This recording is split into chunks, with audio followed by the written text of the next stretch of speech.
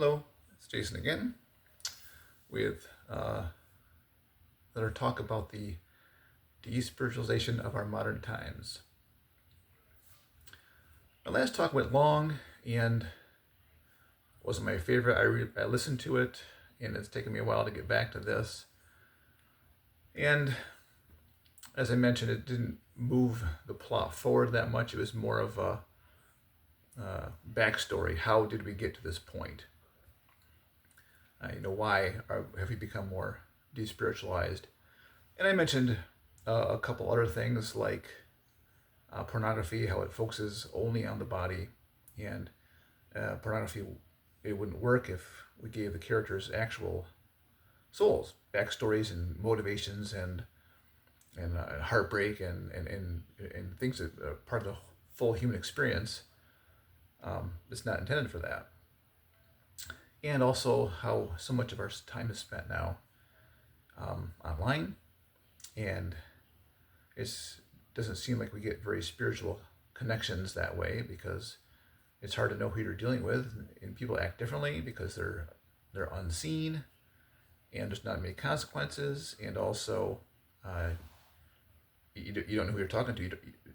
It's getting to the point where we're not even sure if it's a human or not. It could be a bot, right? But the primary reason, I believe, is that is the ascendance of science. That is just science and technology have both ascended so much in importance and use by our species. And this is not a knock on science. I want to make that clear in every video I make, pretty much, that it's not a diss on science. But because science has done its job so well, and science's job is to examine the physical world and to learn from it, and then applied sciences finds ways to take that knowledge and make our lives better. And I say better in quotation marks, because we know that sometimes it doesn't actually make our lives better. And so would question if our lives are better now with all the smartphones and social media and all that kind of stuff. Of course, the internet is very much like science. It can be used for lots of good, it can be used for lots of evil, and we know both happen. So again, science and the internet both are like, they're tools, right? But because science has done such a great job, and we see this a lot, especially, I use medical science, it's more objectively a good use of science. I think most people would say, here's where science has really done a good deed, has done what good for our species, is the improvement of health, longevity, but also not just longevity in and of itself, but even a more comfortable life. The easing of pain, dealing with, knocking out lots of diseases, and lowering childhood or deaths, that kind of thing, childhood diseases and so on, or infant mortality rates. So science did a great job with this. And it's also done a great job even in like the applied sciences with technological advances. Cars are much safer than they used to be. And the list could go on. I don't need to go on with that, I don't think, because we know science has done a great job of examining the physical world and finding ways to apply the knowledge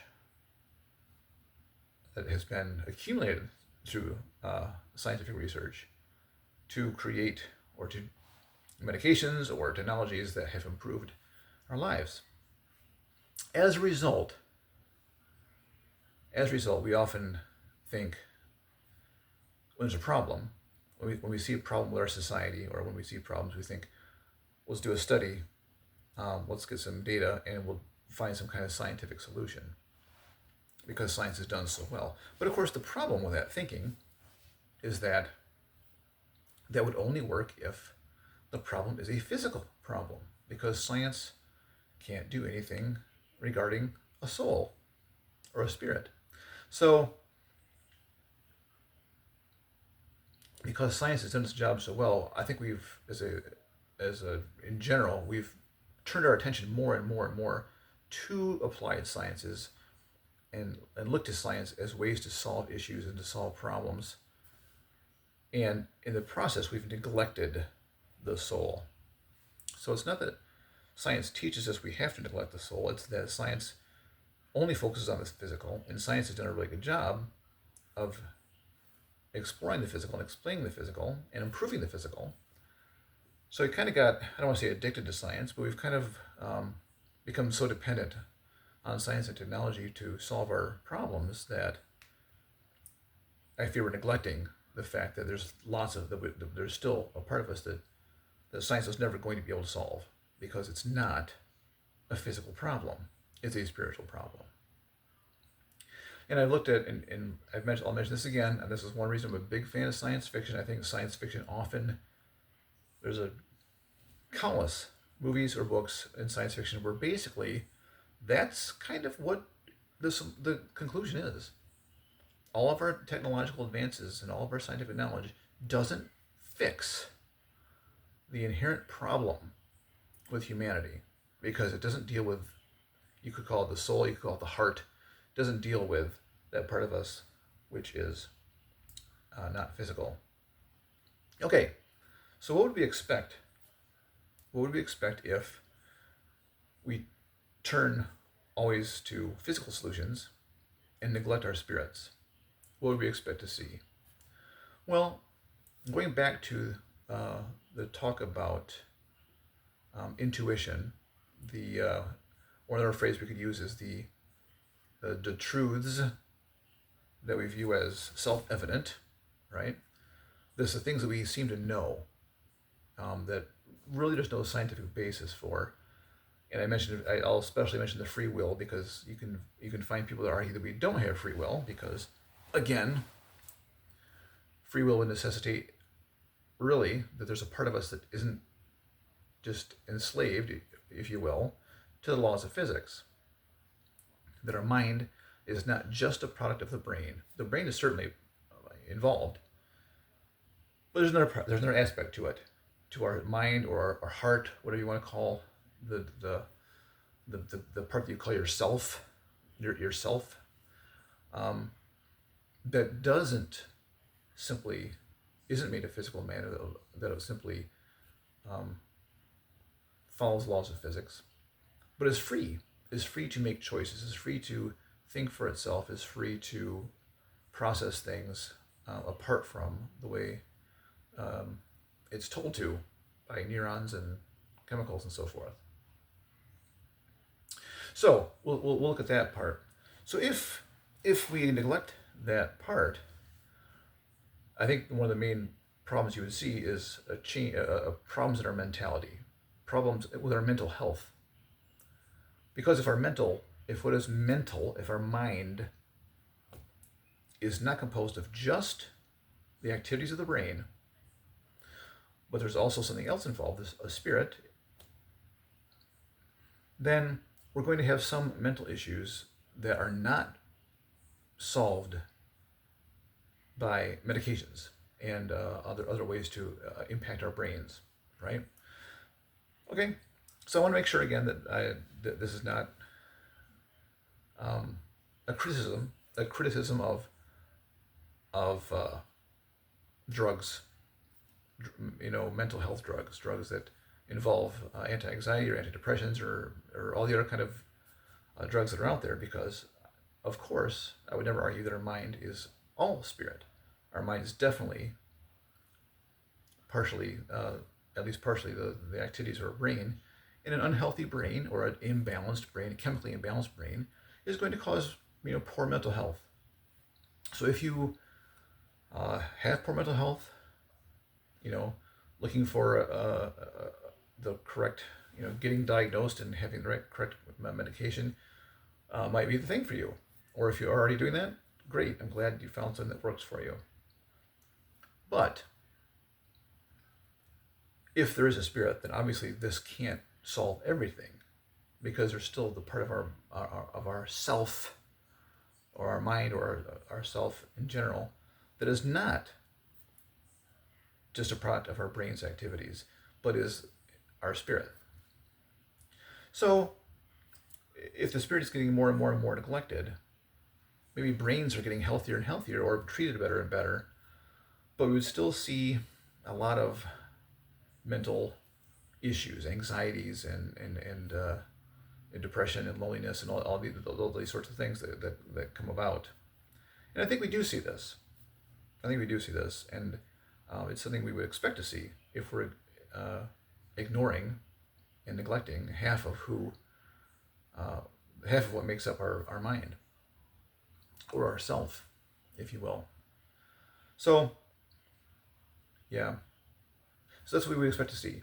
So, I think we are seeing that. I think, and I know there's different ways people could respond to that. They could say, "Oh, doesn't show there's a spirit." It could just be because people are spending too much time online, and there's studies that show, and that's the thing we have to understand. There's a lot of studies that show correlation, but they don't show causation. So they show that if you spend more time online or more time on social media, it can lead to various depression or lack of attention span or whatever it is.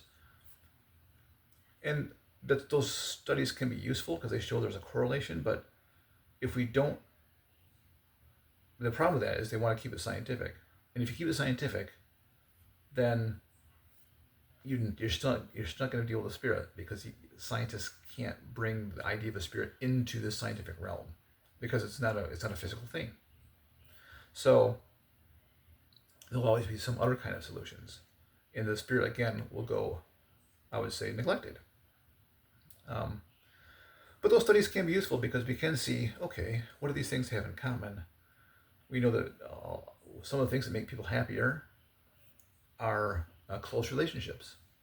Well, obviously, for the most part, when we think of close relationships, we don't think of online relationships. We think of actually meeting with people, our family and our closest friends, and sharing time with them, because that seems to be more of a spiritual activity, I would say. And I think because you're spending with other beings who have a spirit, and you're making a certain contact. Other things is nature.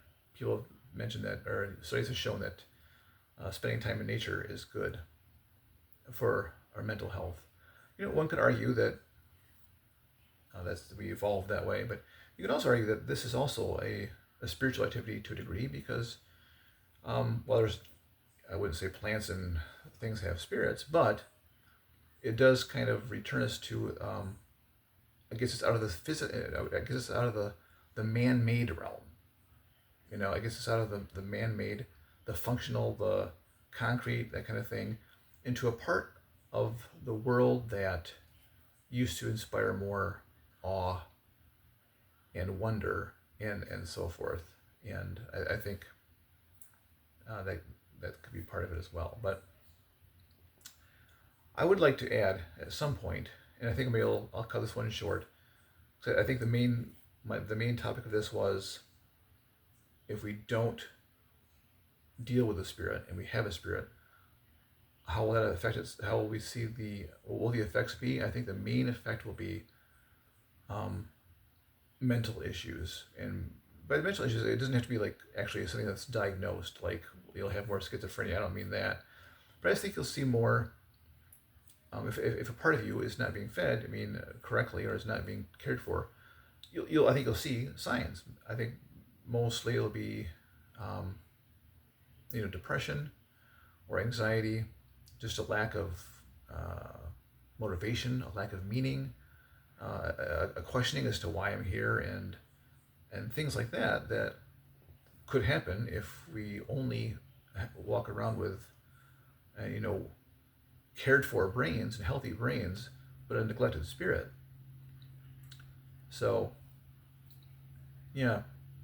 So next time, I think I'm going to discuss something that kind of connects this talk with a previous one, with the one before, which is why do we see de-spiritualization, and what I just talked about now, because the reasons I gave for de-spiritualization before were all external, right? Science is something that other people are doing. For most of us, maybe you're a scientist, but that other people are doing, and pornography is something that's outside of us, and the internet is not part of us, blah blah. But next time we'll discuss how even within us there are reasons that people might want to neglect their spirits because they might want to deny the existence of a spirit. And we'll look at that next time.